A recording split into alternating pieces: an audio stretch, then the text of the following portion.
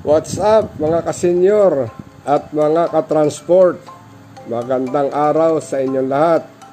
Gusto ko lamang i-share sa inyo ang kasaysayan at kung paano na itatag ang Gumaca Transport Service Cooperative Multipurpose in Nature. Taong 2007, kasalukuyang konsyal ako ng bayan noon. Ito ay aking binuo at aking itinatag. So nangakit ako ng 15 tao para maging co-operator. Madali naman akong nakahikayat ng aking mga kakasama at sila ay naglagay ng 1,000 piso para sa capitalization. So nung ito ay mabuo ko, pinaregistered ko ito sa CDA noong taong 2017. At kaagad-agad ay ito ay na-registered at nabigyan ako ng registration number 952004002735. Palibhasa, ang transport ay sumasailalim din sa Office of Transport Cooperative. Ito ay aming ini-apply din para ma-accredited. At sa kabutihang palad, na-accredit ito at binigyan kami ng accreditation number 2007051. Nang ito ay okay na ang mga papilis, itinon over ko ito sa samahan ng mga jeepney association na mayroong prangkisa. So tinanggap nila ito at natuwa sila sapagkat sa pamamagitan ng kooperatiba ay magkakaroon ng pagkakaisa ang lahat ng franchise holder na galing sa iba't ibang bayan na dito bumabiyahe sa bayan ng Gumaca, vice versa, pabalik sa kanilang bayan. So, sinubaybayan ko naman ito at naging maayos sa unang taon, pangalawang taon. Pero, dumating sa punto na ito ay na-mismanage. At nagkaroon ng isang problema. Taong 2017, may lumabas na isang memorandum circular na nakapaloob doon na nagkaisa ang Department of Transportation o DOTR at LPFRB at ganoon din ang DILG na buksan ang modernization program dito sa bansang Pilipinas. At noong 2017 din na yun, ay nagkaroon ng pagpupulong ang lahat ng mga national agency sa Premier Hotel Lucena at ang mga transport dito sa lalawigan ng Quezon ay inimbitahan upang hikayatin sa modernization program. Noon ay hindi pa ako ang namamahala sa cooperative na ito sapagkat ipinagkatiwala ko nga sa kanila.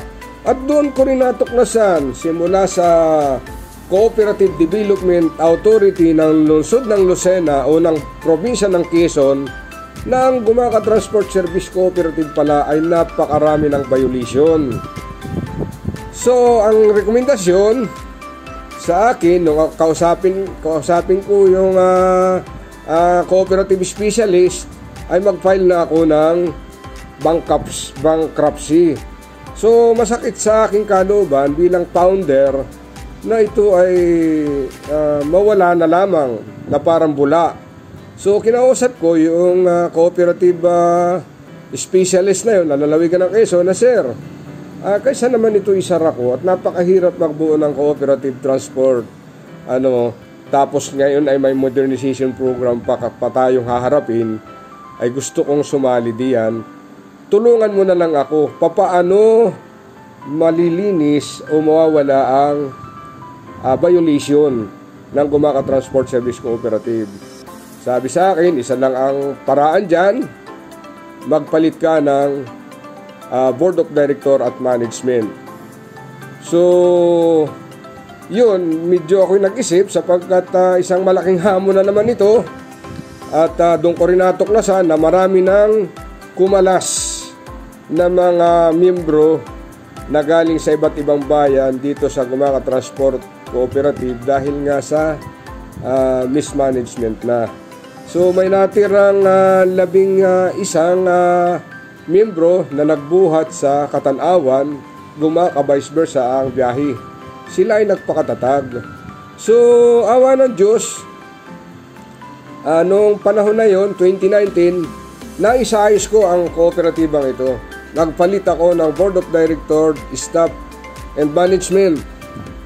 At dahil ako'y nasa posisyon noong panahon na yon sa ating pamahalang bayan, siyempre hindi ako pwedeng humawak ng anumang katungkulan sa kooperatiba. Dumating ang pagkakataon, nagkaroon na naman ng eleksyon at ako ay hindi nagwagi sa labanang yaon. At siguro may plano ang Diyos na kaya hindi muna ako pinagbigyan para maiayos ko ang kooperatiba. At awa po ng Diyos, noong panahon na yon ay tumayo ako bilang Vice Chairperson ng BUD at ayaw ko nga tanggapin ang pagiging chairman. At ang naging chairman namin hanggang sa kasalukuyan ay si Mr. Mike Villaverdi. So, kami ay lahat ng training and seminar na may kaugnayan sa modernization program pinupuntahan namin para lubos naming maunawaan kung ano ang plano at kung ano ang magandang kahihinatnan nitong modernization program. So, after that, noong 2020, nag-apply kami ng loan sa DBP. So, noon ay panahon ay COVID noon noong panahon na yun. Medyo mahigpit pa ang sitwasyon. Pero, kami ay umasa na kami ay mabibigyan ng pagkataon ng DBP na mapautang para sa 11 unit ng modernization program. Si supplier, nakakuha kami ng supplier, nagtiwala agad sa amin, may kakilala din sa DBP at umasa din sila na after that ay mababayaran yung aming loan. Sabi nga na supplier. So kaagad ay inirehistro sa pangalan ng Gumaca Transport Service Cooperative ang 11 unit. Siyempre, kinakailangang mag-launching at nung February ay sa pamamagitan ng dating Congresswoman Dr. Hilintan na ngayon ay gobernador na ng ating lalawigan ng Quezon, yun ay nagkaroon ng launching. That was February. Palagay ko ay February 8. At napakaganda ng aming launching. Dumalo ang mula sa Department of Transportation and Communication, mula sa tanggapan ng yung pong regional director ito ng LTFRB, regional director ng LTO, at iba pang mga kooperatiba dito sa lalawigan ng Quezon ay aming pinadalo. At makikita po sa mga larawan na dito po ay katunayan ay talagang naganap ang launching na ito.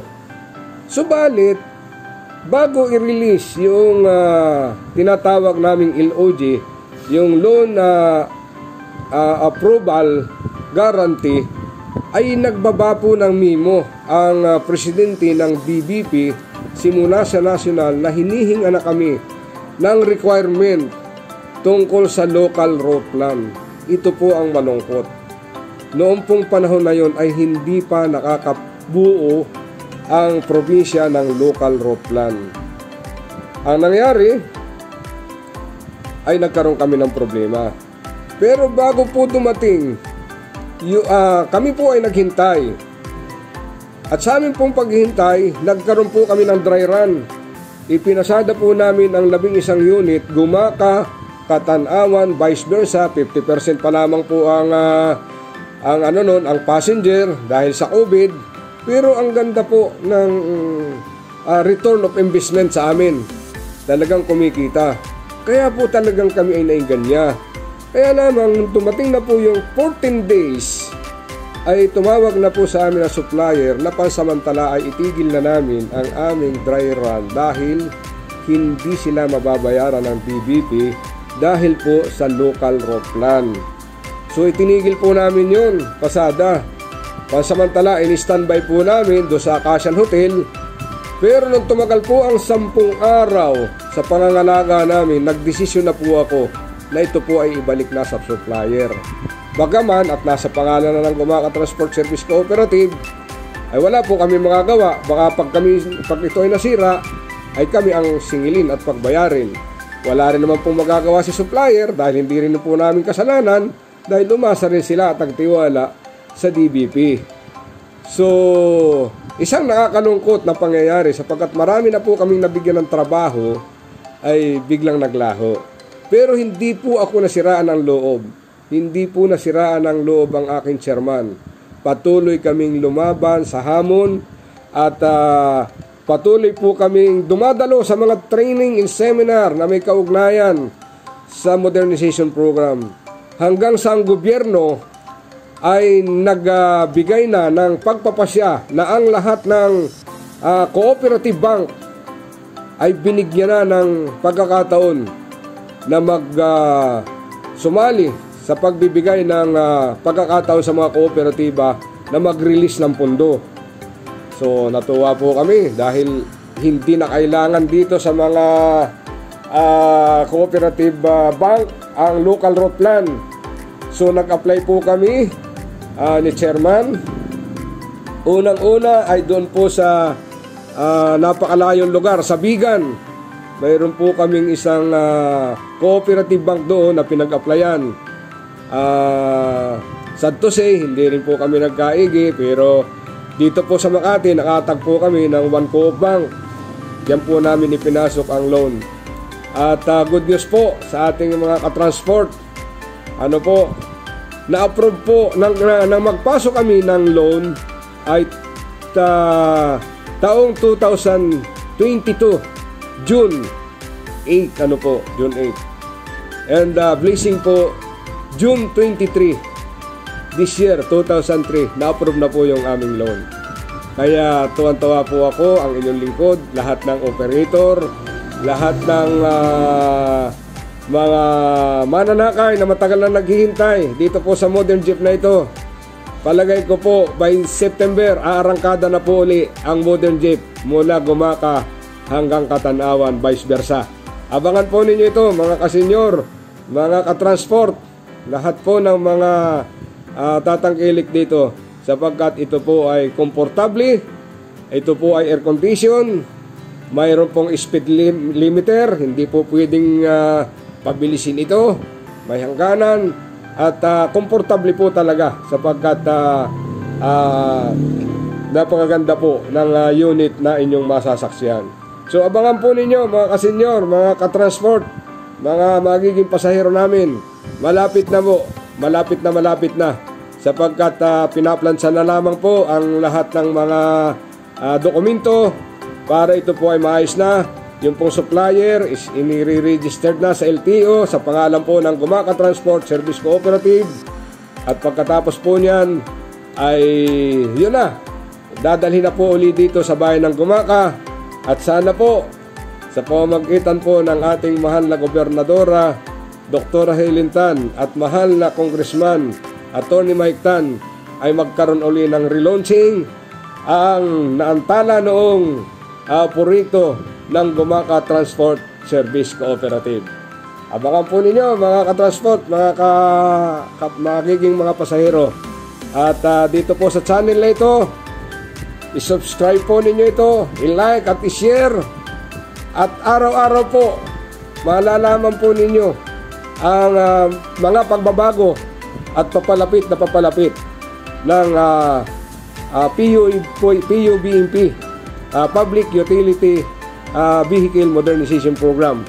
Ayan, abangan po ninyo ito. Maraming po salamat. Ang inyong lingkod, siyempre, ang laging ninyong makakasama, ang founder, Noel Forbes Capisonda. Salamat po.